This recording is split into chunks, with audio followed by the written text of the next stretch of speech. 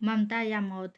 उत्तर प्रदेश एक छोटे से शहर में, जहाँ माँ को भगवान का रूप माना जाता है, जहाँ ममता सबसे पवित्र भावना होती है, जहाँ बच्चे की एक आह पर माँ की जान निकल जाती है, उसी शहर की एक गली में रहती थी रीना।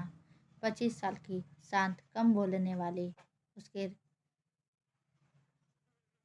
साथ रहता था उसका 2 साल का बेटा चिराग, मासूम, हंसमुख, हर किसी को देखकर मुस्कुरा देता था।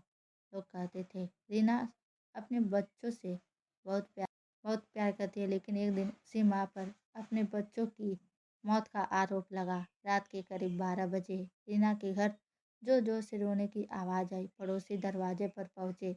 दरवाज़ा खुला और जो देखा, चिराग जमीन पर पड़ा था, सांस नहीं चल रही थी। रीना कोने में बैठी रो रही थी, आंखें कोई आंसू नहीं, बस एक ही बात दोहरा रही थी, सो गया है। इंस्पेक्टर संदीप यादव मौके पर पहुंचे। उन्होंने देखा बच्चे के गले पर हल्का निशान, कमरे में कोई तोड़फोड़ नहीं, दरवाज़ा अंदर से बंद था, मतलब घर में सिर्फ माँ और बच्चा थे। पुलिस ने रीना से पूछा क्या हुआ? रीना बोली, वह रो रहा था, मैंने उसे सुला दिया। उसकी आवाज़ अजीब थी, भावनाहीन। पुलिस को शक हुआ। जांच में पता चला रीना की शादी 3 साल पहले हुई थी, लेकिन उसका पति राकेश शराबी, मारपीट करने वाला। बच्चे के जन्म के बाद वह घर छोड़कर चला गया। रीना अकेली रह गई। रीना पर कर्ज था, कोई सहारा नहीं था। पड़ोसी बताते हैं वह कई बार अकेले में रोती थी, कभी कभी खुद से बातें करती थी, लेकिन किसी ने मदद नहीं की।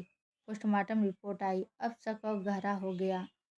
लेकिन क्या माँ ऐसा कर सकती है? डिप्रेशन से गुजर रही थी, डॉक्टरों ने बताया। रीना पोस्टमार्टम डिप्रेशन से गुजर रही थी, गंभीर मानसिक स्थिति जिसको डर और भ्रम टूटन महसूस होती है।